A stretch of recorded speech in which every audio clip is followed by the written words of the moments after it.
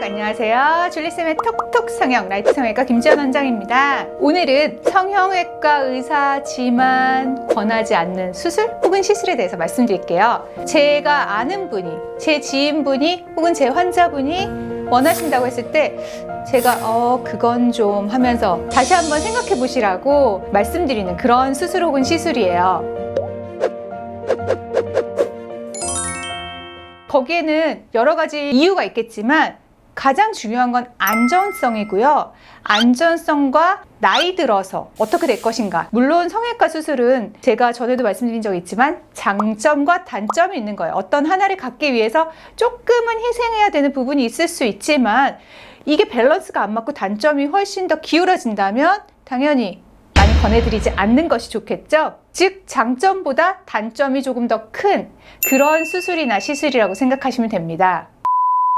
첫 번째, 대표적으로 대용량 필러 시술이에요. 적은 양으로 부족한 부분을 메꾸는 거는 크게 문제가 되는 경우는 별로 없어요. 항상 문제는 대용량에서 시작됩니다. 녹는 필러든 안 녹는 필러든 이물질이고, 필러라는 거는 적은 양이라고 하면 큰 문제가 안 되겠지만 양이 많다라고 했을 때 안 녹는 필러는 당연히 문제가 될 거고요. 녹는 필러의 경우도 너무 대용량으로 들어갔을 때는 안쪽에서 작은 캡슐을 여러 개 형성한다든가 하는 문제를 일으키면서 녹이는 주사에 제대로 반응하지 않고 안 녹는 경우들이 꽤 많아요. 즉 적은 용량일 때는 녹이고 남는 양도 적기 때문에 우리 몸에서 그걸 처리할 수 있는 능력이 되겠지만 너무 대용량이 되면 잘 녹지 않았을 때 그걸 우리 몸에서 처리할 능력이 떨어진다는 거죠.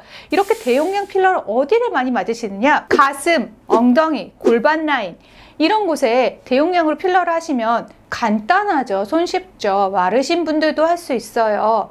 심지어 마취도 필요 없을 수 있어요. 특히 최근에 골반 필러 굉장히 많이 하시는데요. 엉덩이랑 가슴은 그나마 근처에 큰 근육이 있어요. 큰 근육이 있으면 혈관도 많거든요.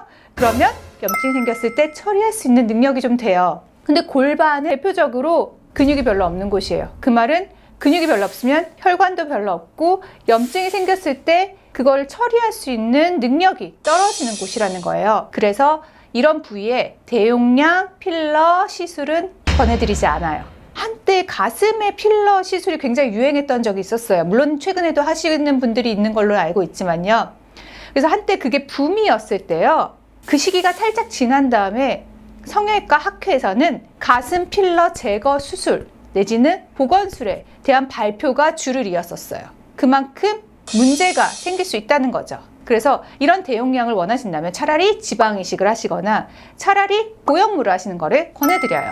두 번째, 무쌍절개 눈매 교정술이에요. 한때 진짜 많이 했어요. 특히 남자분들 쌍꺼풀 없는데 부리부리한 눈이 되고 싶으신 분들 무쌍절개 눈매 교정술을 많이 하셨는데요. 생각을 해보세요. 눈매 교정이라는 건요, 눈꺼풀이 많이 올라가게, 검은 동자 노출이 많이 되게 해드리는 수술이에요. 속눈썹 라인에 굉장히 가깝게 절개를 해요.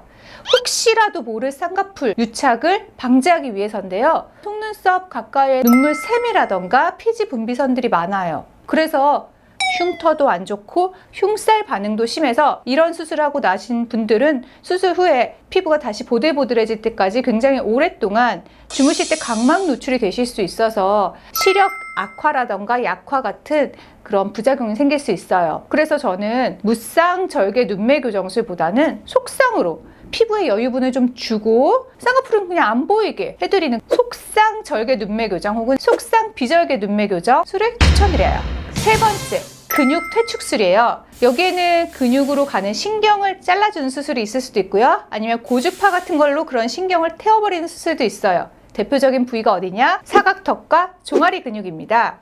그런데 생각을 해보면요. 지금 당장은 좋아요. 지금 당장은 사각턱 보톡스 안 맞아도 되고 종아리도 얇아지고 다 좋은데 나이가 들었다고 생각을 해보시면 씹는 근육은 얼굴에서 가장 큰 근육 중에 하나입니다. 종아리 근육은 걷는데 굉장히 중요해요. 나이가 들수록 이런 근육들의 역할이 굉장히 중요해지기 때문에 영구적으로 줄여주는 것보다는 보톡스 시술을 하시는 거를 권해드려요. 신경을 끊어주면 근육이 영구적으로 줄어드는 거잖아요. 보톡스는 일시적으로 줄여주는 거기 때문에 시간과 노력이 필요하시더라도 나중을 위해서 영구적으로 근육을 줄이는 시술보다는 그때그때 줄여주시는 보톡스 시술을 하실 것을 권해드려요. 네 번째, 한물눈이신 분들의 애교 필러입니다. 한때 애교 필러 정말 붐이었죠. 물론 지금도 많이들 맞으세요. 대표적으로 어느 분이 정말 예쁘게 나왔냐면 레이디 제인 같은 분들 애교 필러일 수도 있고 아닐 수도 있는데요. 굉장히 그 눈 밑에 도톰한 애교 라인이 예뻐 보이기 때문에 그걸 따라서 많이들 하셨고, 그 이후에도 연예인분들이 애교살이 도톰하면서 어리고 귀여워 보이시는 분들이 많아서 애교 필러를 하시는 분들이 많으세요. 그런데 애교 필러 혹은 애교살이 예뻐 보이시는 분들은요, 가만히 보시면 다들 돌출눈이십니다. 돌출눈은 눈이 먼저 나와서 보이고, 그래서 너무 들이대는 것 같아 보이거나 눈만 너무 강조되어 보일 수 있고 그윽한 맛이 좀 떨어진다고 할 수 있어요.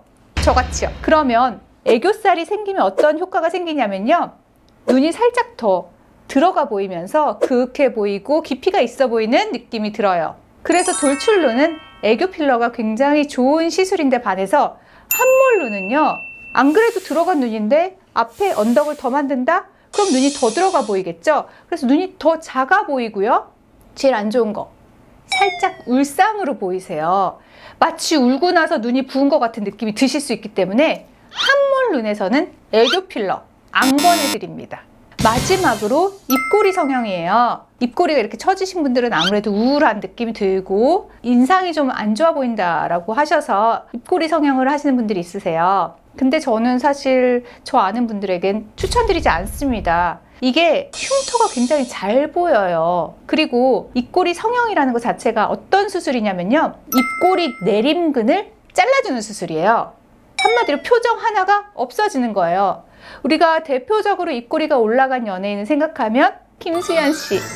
김수현 씨 입꼬리 굉장히 잘 올라가고 너무너무 좋아 보이시지만, 그분은 올라간 표정도 있지만 이렇게 입꼬리를 내린 표정도 있으세요. 그런데 표정을 하나 없앤다? 우리가 할 수 있는 표현이 하나가 없어지는 거예요. 그래서 저는 기본적으로 근육을 없애는 수술을 별로 권해드리지 않고요. 게다가 입꼬리 수술의 흉터는 자칫 잘못하면 조커 같은 이미지를 만들어 드릴 수가 있어요.